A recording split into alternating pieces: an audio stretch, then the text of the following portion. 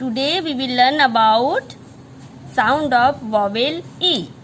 E sound. आज हम E sound के बारे में पढ़ेंगे. Look and read.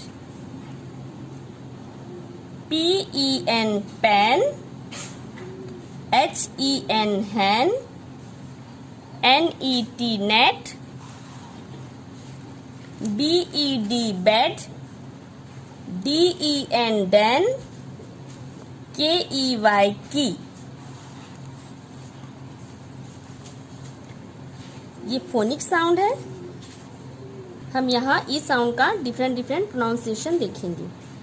P-E-N pen, M-E-N men, H-E-N hen, T-E-N ten, B-E-D bed, R-E-D red, H-E-A-D head, L-E-D led, N-E-T net, W-E-T wet, P-E-T pet, J-E-T jet, N-E-S-T nest, W-E-S-T west, R-E-S-T rest, B-E-S-T best, B-E-L-L bell, F-E-L-L fell, H-E-L-L hell, T-E-L-L tell.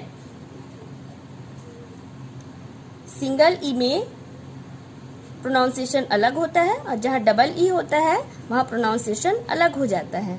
Double E से होता है हिंदी में बड़ा ई की मात्रा.